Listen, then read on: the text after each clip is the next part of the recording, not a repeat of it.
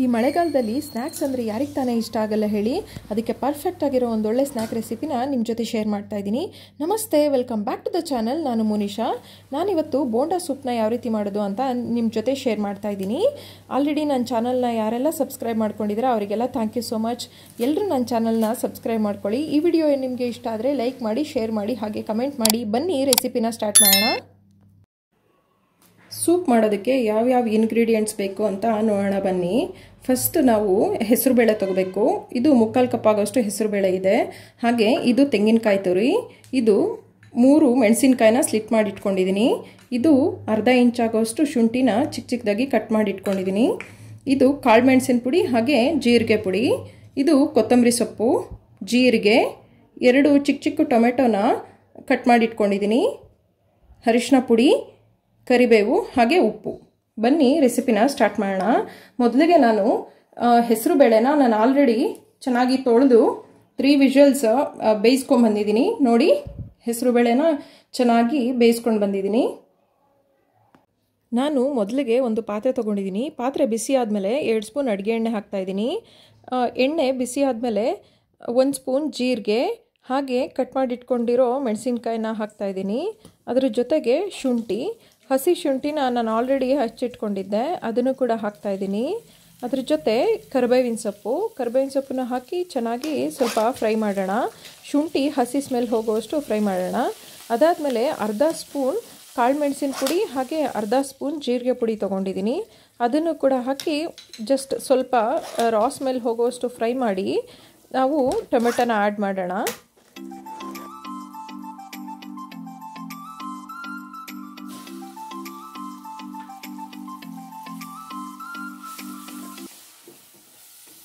ಇವಾಗ ನಾನು ಉಪ್ಪು ಹಾಕ್ತಾಯಿದ್ದೀನಿ. ಉಪ್ಪು ಹಾಕಿದರೆ ಟೊಮೆಟೊ ಬೇಗ ಸಾಫ್ಟ್ ಆಗುತ್ತೆ. ಹಾಗೆ ನಾವು ಈ ಬೋಂಡಾ ಸೂಪ್ನ ಸ್ನ್ಯಾಕ್ ಆಗಿ ಕೂಡ ತಿನ್ಬೋದು, ಇಲ್ಲ ಬ್ರೇಕ್ಫಾಸ್ಟ್ ಆಗಿ ಕೂಡ ತಿನ್ಬೋದು. ಎರಡಕ್ಕೂ ತುಂಬ ಚೆನ್ನಾಗಿರುತ್ತೆ. ಹಾಗೆ ನೋಡಿ, ಇವಾಗ ಫ್ರೈ ಆಗ್ತಾಯಿದೆ ಟೊಮೆಟೊ ಸ್ವಲ್ಪ ಚೆನ್ನಾಗಿ ಫ್ರೈ ಆದಮೇಲೆ ಸ್ವಲ್ಪ ಅರಿಶಿನ ಪುಡಿ ಆ್ಯಡ್ ಮಾಡ್ತಾಯಿದ್ದೀನಿ. 1/4 ಟೀ ಸ್ಪೂನ್ ಆಗೋಷ್ಟು ಅರಿಶಿನ ಪುಡಿ. ಹಾಗೆ ಇದ್ರ ಜೊತೆ ತೆಂಗಿನಕಾಯಿ ತುರಿ ಹಾಕ್ತಾಯಿದ್ದೀನಿ. ಹಸಿ ತೆಂಗಿನಕಾಯಿ ತುರಿ ಇದು ಹಾಕಿ ಫ್ರೈ ಮಾಡ್ತಾಯಿದ್ದೀನಿ.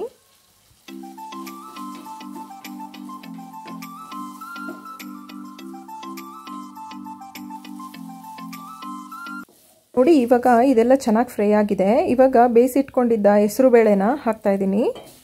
ಹೆಸರುಬೇಳೆನ ಹಾಕಿಬಿಟ್ಟು ಇದು ತುಂಬ ಗಟ್ಟಿ ಇದೆ, ಸೊ ನಾನು ಇದಕ್ಕೆ ನೀರನ್ನ ಸೇರಿಸ್ಕೊಂಡು ಕನ್ಸಿಸ್ಟೆನ್ಸಿ ಸರಿ ಮಾಡ್ಕೋತೀನಿ. ಸೂಪ್ ಅಂದರೆ ತೆಳುವಾಗಿದ್ರೇ ಚೆನ್ನಾಗಿರುತ್ತೆ. It's like rasam. So rasam ಕನ್ಸಿಸ್ಟೆನ್ಸಿಯಲ್ಲಿ ಮಾಡಿಕೊಂಡ್ರೆ ಚೆನ್ನಾಗಿರುತ್ತೆ. ನಮಗೆ ನೀರು ಜಾಸ್ತಿ ಬೇಕು ಅನ್ಸಿದ್ರೆ ಇನ್ನೂ ಸ್ವಲ್ಪ ಆ್ಯಡ್ ಮಾಡ್ಕೋಬೋದು.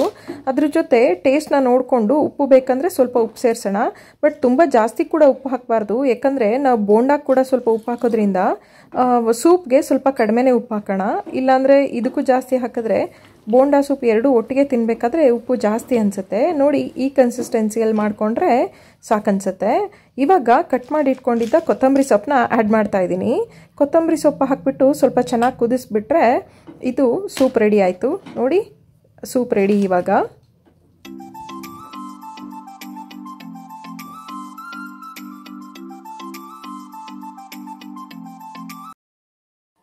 ಬೋಂಡಾ ಮಾಡೋಣ. ಬೋಂಡಾಗೆ ನಾನು ಉದ್ದಿನಬೇಳೆನ 1/4 kg ತೊಗೊಂಡಿದ್ದೀನಿ. 1/4 kg ಉದ್ದಿನಬೇಳೆನ 2 hours ನೆನೆಸಿ ಇಟ್ಕೊಂಡಿದ್ದೆ. ನೆನೆಸೋದಕ್ಕೆ ಮುಂಚೆನೂ ತುಂಬ ಚೆನ್ನಾಗಿ ತೊಳೆದಿಟ್ಕೋಬೇಕು. ಹಾಗೆ ನೆಂದಾದ್ಮೇಲೂ ಕೂಡ ಚೆನ್ನಾಗಿ ತೊಳಿಬೇಕು. ತೊಳೆದ್ಬಿಟ್ಟು ರುಬ್ಕೊಂಬರೋಣ. ಆದಷ್ಟು ನೀರು ಹಾಕದೆ ರುಬ್ಬಬೇಕು. ಬಟ್ ಸ್ವಲ್ಪ ನೀರು ಆ್ಯಡ್ ಮಾಡ್ಕೊಳ್ಳೋಣ, ಯಾಕಂದರೆ ಮಿಕ್ಸಿಯಲ್ಲಿ ತುಂಬ ಚೆನ್ನಾಗಿ ನುಣ್ಣಗಾಗಲ್ಲ ನೀರು ಹಾಕಿಲ್ಲ ಅಂದರೆ. ಹಾಗೆ ಚೆನ್ನಾಗಿ ನುಣ್ಣಗೆ ರುಬ್ಕೊಂಬಂದಿದ್ದೀನಿ. ಇವಾಗ 1 ಸ್ಪೂನ್ ಆಗೋಷ್ಟು ಜೀರಿಗೆ ಹಾಕ್ತಾಯಿದ್ದೀನಿ. ಇದ್ರ ಜೊತೆ ಸ್ವಲ್ಪ ಉಪ್ಪು ಹಾಕಬೇಕು. ಉಪ್ಪನ್ನ ಸ್ವಲ್ಪನೇ ಹಾಕೋಣ, ಯಾಕಂದರೆ ಸೂಪ್ಗೂ ಕೂಡ ಹಾಕಿರ್ತೀವಲ್ಲ ಅದಕ್ಕೆ. ಸ್ವಲ್ಪ ಕಾಳು ಮೆಣಸಿನ ಪುಡಿ ಹಾಕೋಣ. ಇದ್ರ ಜೊತೆ ನಾವು ತೆಂಗಿನಕಾಯಿ ಪೀಸಸ್ನ ಚಿಕ್ಕ ಚಿಕ್ಕದಾಗಿ ಕಟ್ ಮಾಡಿ ಹಾಕಿದ್ರೆ ಚೆನ್ನಾಗಿರುತ್ತೆ. ಬಟ್ ನಾನಿಲ್ಲಿ ಹಾಕ್ತಾಯಿಲ್ಲ, ಯಾಕಂದರೆ ನನ್ನ ಮಗಂಗೆ ಅದು ಇಷ್ಟ ಆಗಲ್ಲ ಅಂತ. ಇದೆಲ್ಲದನ್ನು ಹಾಕಿ ಚೆನ್ನಾಗಿ ಮಿಕ್ಸ್ ಮಾಡ್ಕೋಬೇಕು. ಚೆನ್ನಾಗಿ ಮಿಕ್ಸ್ ಮಾಡಿದ್ರೆ ಈ ಹಿಟ್ಟು ರೆಡಿ ಆಗುತ್ತೆ. ಇವಾಗ ಒಂದು ಬಾಣಲೆ ಇಟ್ಕೊಳ್ಳೋಣ. ಬಾಣಲೆಗೆ ಎಣ್ಣೆ ಹಾಕಿ, ಎಣ್ಣೆ ಬಿಸಿ ಆದಮೇಲೆ ಒಂದೊಂದೇ ಬೋಂಡ ಹಾಕಬೇಕಾಗತ್ತೆ. ಬಟ್ ಬೋಂಡ ಹಾಕಬೇಕಾದ್ರೆ ನಾವು ಕೈನ ನೀರಲ್ಲಿ ಅದ್ಕೋಬೇಕು, ಇಲ್ಲಾಂದರೆ ಅದು ಶೇಪ್ ಚೆನ್ನಾಗಿ ಬರೋದಿಲ್ಲ, ರೌಂಡ್ ಬರೋದಿಲ್ಲ.